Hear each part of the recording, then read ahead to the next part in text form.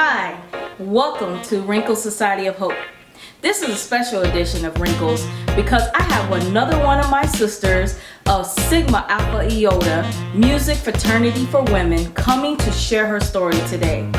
And if you would like to share your story, let me know. I would love to do an interview with you. And if you like the story that my sister is sharing today, give her a thumbs up. We'll greatly appreciate it. And I would love for you to subscribe to my channel and share this channel with some other people so we can build the Wrinkles family.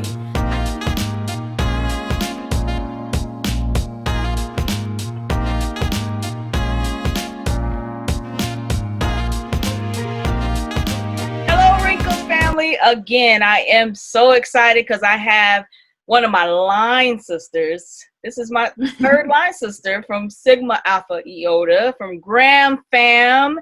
And she is also Sarah, Alpha Kappa Alpha Sorority Incorporated. So she's my sister twice. And Graham Fam family, we sisters. Just bottom line, we sisters. So introduce yourself to the Wrinkles family. Hello, everybody. My name's Ieshia Webster Harris, and I currently live in Indiana. Yes, and we crossed over SAI Sigma Alpha Iota in 1999. Yeah, we telling our age on that. Yeah, I was like, why did I bring that up? I don't know where that came from.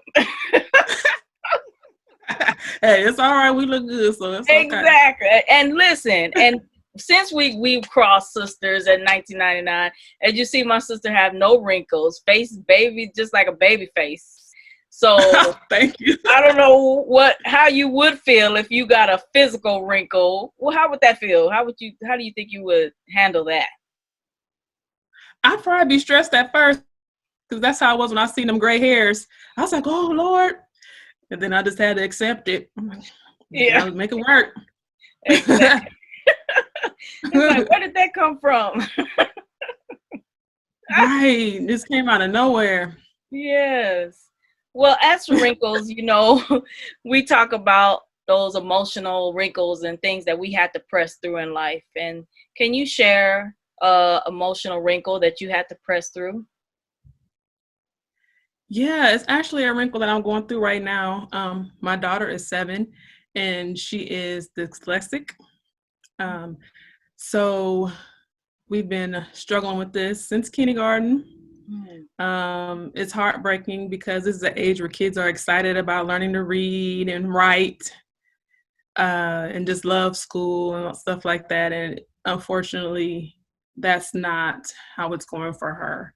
So it's very hard.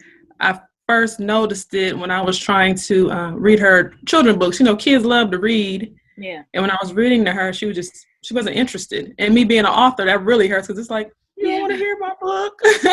And it wasn't even personal. It was just with what she has. It's hard for her to even sit there and look and want to read or try to do any of that. So, and at first, when the school calls and they say, oh, we think something's going on, like in our community, it's like, oh, they always saying something wrong with the kid, Yes. And so at first I was like, no, it's okay. She just is a kid that doesn't like this. And when she was writing her letters, when she started writing letters, they were backwards. And then some people were like, that's how a lot of kids start off, with a few letters backwards. And then it started as when she would, if the teacher would write something on the board, she would write it all the other way. Wow. Yeah, so it was serious. So just trying to deal with that. And then, when you're in class, kids, even when you're young, they still can be very mean. So her being scared to read or speak out in class was also a factor. So, but one thing about her, she's a fighter, and when kids would make fun of her, she would say something back, which I'm not proud of, but I'm glad that she has that in her because the days ahead for her in schooling is probably going to be hard. So her being able to say, hey, I'm not going to play those games. Don't do that. But that's good. That's the wrinkle that's going on right now. How did that feel when you first got that call? How did you get to the point to accept that? I'm glad you brought that up because I didn't at first. I'm like, oh, it's okay. We're just gonna keep working on these flashcards. We're gonna keep writing. I'm buying everything off of Amazon and got stuff everywhere. And Yeah. then you get out of school, you come home, we're like, okay, we're gonna go outside and play. Then we're gonna go in here, we're gonna work on this. And she's just like, I don't want to do it. It's hard. She wasn't understanding. So, and then I thought about like, okay, what did I do? How did this happen? You know? And with her, I was on bed rest for 6 months. So, when I went to go find out that she was a girl, they was like, okay, you're gonna be in this hospital and then you're gonna go home, you're gonna be on bed rest for the rest of the time. So it was already a hard pregnancy. So I didn't really know what was gonna come out. So I just started blaming myself. I'm like, oh my gosh, I don't know. And I talked to parents with other kids that have dyslexia, and they said that's like normal. You have to start thinking like, okay, what happened? What did I do? Yeah. So it was hard. And then you get treated differently. My daughter goes to the same exact school that my son went to. And, he was a straight A student. He never had any problems. But now it's like, it's so different. Like sometimes the administrators or people will talk to you like something's wrong with you. They're like one day they was talking to me real slow. And I'm like, I can understand what you're saying. Oh, wow. And they're like, I'm sorry. Yeah. And like other parents I talked to said they've had that too, where they're like, do you understand? And it's not everybody, but just, you had to start to learn to accept that. You have to accept going to these meetings and having 5 or 6 people sitting around the table telling you about your child not being able to, do certain things that other kids her age are doing. And so it took a lot for me to accept it, because it's hard to sit there and like, well, she can't do this. She can't do that. You always start off with the nice stuff. Oh, well, she's this. She's nice to have in class. And they're like, then here all this other stuff comes. So being able to sit there, at a table at these conferences, and then looking at her work and just knowing that your child is struggling, and the other kid, she's not like the other kids. So I accepted it, and I was like, we're just gonna work hard, because a lot of people are like, you think she'll go to college? Like, people just wonder. I'm like, there's people who are dyslexic that had great careers. They just learn differently. So trying to keep that type of tone out of her head and keep it positive. And even though when I'm looking at the books and she don't want to read them, or she's trying so hard and she can't get it, I had to accept it to be able to help her, because when I was kind of like, oh, I don't know, and crying and upset about it, that wasn't helping her. Mm-mm. Mm-mm. Do you think the teachers need education more on, like you said, were teachers to approach you the way they did? What was the reason you think they approach you that way? Yeah, I think some of them assume that something's wrong with you. If your child has a disability or something's wrong, they automatically think, oh, she got it from this parent, so let me talk to her this way so she'll understand. And that wasn't necessary. So, I had to tell them that. But I just think the awareness, I don't think there's some great teachers. I'm not going to down all teachers, but just some of them maybe don't have the patience, because now we're on Zoom, which makes it even harder. Because last semester, the teacher didn't want to call on her. So she's literally sitting on a computer for hours and on mute looking, and then the teacher wasn't interacting with her at all.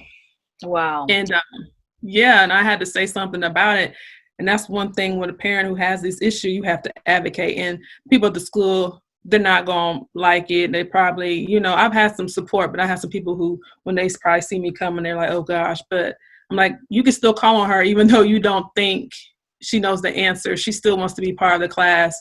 Or if you don't think she knows the word, you still have to include her and not just let her sit on Zoom all day with no interaction. Yeah. Wow. I know I'm asking additional questions, but what would you tell a mom that just get notified the same way you did about your daughter or their son or something? What would be some advice that you would give that mom or dad right now? What would you tell them initially? Yeah. Initially, I would say just have your moment, have your tears, because it's going to be a hard road, but as long as you keep pouring into them and encouraging them, it's going to be okay. I know I'm early in my journey, but I know other parents who their child's in high school and they say, you know, things turned around. We just kept working. We kept working.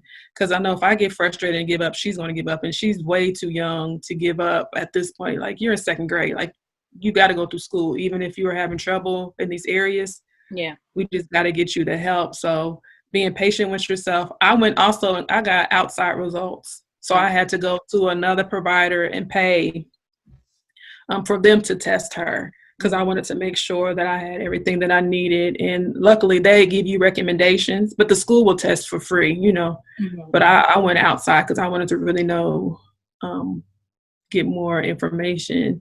And so they gave recommendations. So just like the recommendations help. I know we have a nonprofit here for kids who are dyslexic. And so she's on the waiting list for that. I hired a tutor for her. It's a lot of extra work than most parents have to deal with. Which is, you know, it's gonna be some work. But give yourself time if you need to go in another room, because, you know, I'm home working and she's in school and I'm trying to help her. And sometimes I don't like to leave her side, because I like, if the teacher calls me, because she has a new teacher. If the teacher calls her, I want to be ready. And if she doesn't know the answer, I might have to whisper it to her, because I want her to get, you know, have confidence and not be scared. Yeah. But some days she's like, no, mommy, I got it. She don't want me in here. And then some days she's like, okay, we're about to do math. I might need your help, you know. Mm-hmm, mm-hmm. So we're getting to that point, but you're definitely, it's hard. So any parent that has to deal with this, especially right now on Zoom, Yeah. just give yourself time and patience with your child. Yeah. And I'm sorry, this subject is so, because I've had other parents that I'm a social worker, so I've dealt with this, and I have parents that had to deal with like trying to tell their kids. How did you tell her, and how did she cope with you telling her? Yeah. I told her, which I don't know if it's the best thing to do. I was like, well, the letters on the page are dancing, because, you know, her stuff, like, I was like, sometimes they just need to calm down. Sometimes they just want to have fun and dance. You know, you like to dance. She's like, yeah. I said, that's how the letters are, just moving around. So sometimes you just got to sit down and focus, and they'll calm down and you'll be able to see what's going on. So I just made it kind of like, Yeah. she's like, yeah, the letters like to dance. They dance all the time, Mom. I'm like, yeah, I know. I love that. That was awesome. I don't know if that's the right way to do it, but I couldn't really figure out a way to tell this young baby, yeah, you're having a hard time reading because, you know, something is going on. You know, that's what I came up with. I know as she gets older, I'll have to, you know, really explain. But right now, she's in second grade. So her sitting down and not being able to read or see the things, I just wanted to make it so.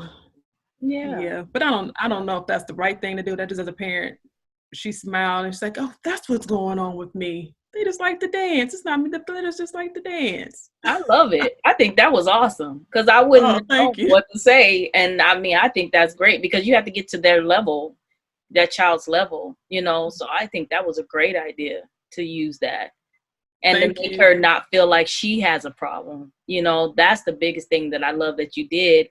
You made it an issue with the letters, not an issue with her. So I think that was amazing. I love that. Thank you.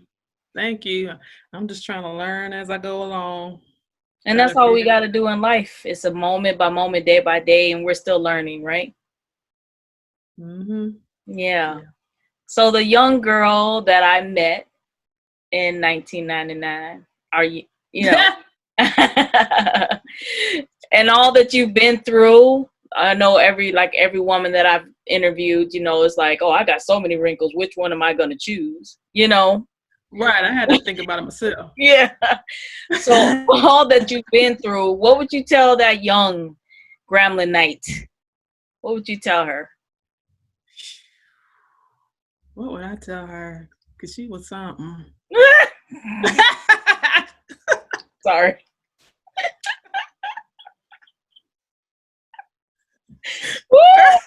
Wait, you caught me off guard on that one. Yes. Look, I should have said it in my head. Hey, you gotta tell the truth. Listen, we went through some stuff. Okay, yeah. Girl, that's a whole other wrinkle. Part 2. I would tell her, oh gosh, I thought you was gonna say as a young girl. As a young girl, if you're not a young girl, Yeah, well, yeah, you can use that. You don't have to go back to GSU. You got me. you could. Look. I already know. Oh, I would tell her. Just, gosh, what would I tell her? I would shake her first, but then just listen to your heart. Follow your dreams. Worry only about what you could control. Love yourself. Yeah. Yeah. Love yourself. For real.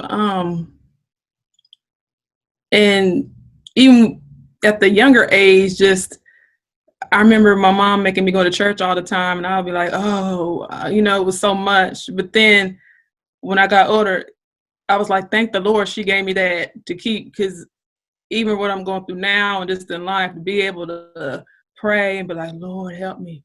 Yeah. Now I know why she had church on that pew every Sunday. I needed it, Lord, because now I'm like, yes, that's something you can't buy. It was, just when you faith, just having faith and just believing in yourself. That's what I would tell her. I would tell her a lot. Yeah. Need that, yes. Well, the amazing woman and mother and author that you are now, you got a t-shirt made. What would that t-shirt say? Ooh. It would say, definitely blessed would be one.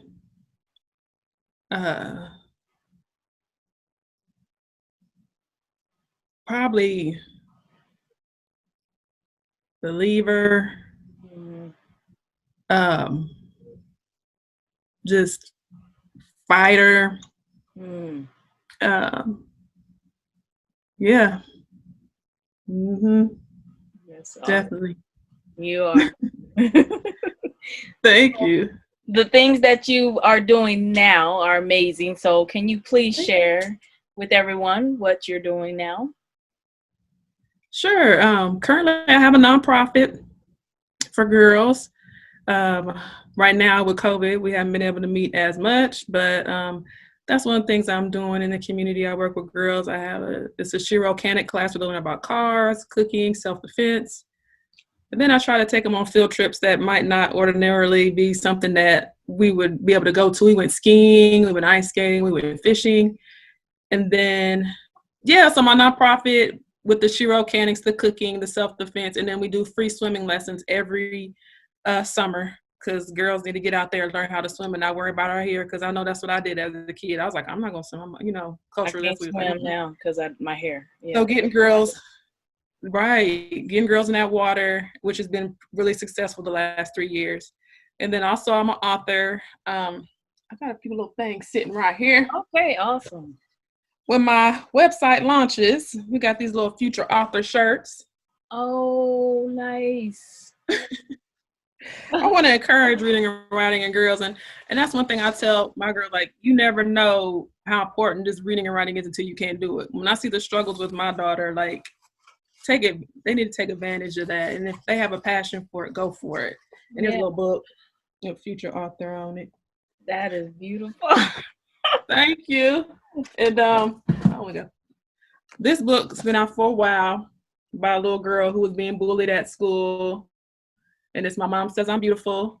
Because when you come home, even if the bully's been really tough on you, your mom gonna hype you up. So that's what that mom did in the book, to send her right on back, because she didn't have time to deal with, we're not worried about bullies. You're beautiful. You got this. So that was basically what that book is. And then I have this little journal. It says Shero on it. So I got a few things. I'm excited about it. So that'll be coming out soon. Oh, we're definitely going to follow you. And I have nieces, so we got to purchase some of those bags to encourage them to read. Yes. Yes. Thank you. Thank you so much for coming to Wrinkles today. I'm so excited. Thank you for having me. I enjoy talking to you again. Yes, yes. The And reunion. also, you on your Facebook, can people follow you there to see what you're doing with your books and things? Yeah, right now on Instagram it's author_Ieshia. And then the website is www.authorieshia.com. All right. Well, you see the links, and you also will be able to follow her on wrinklesocietyofhope.org. I'll have a link there for you to go right directly to her website and her Instagram. So we're so excited and can't wait. Thank you so much, sis, Thank for you. coming today. Thank you. Thank you for giving this platform. It's awesome. Thank you. Bye, Wrinkles.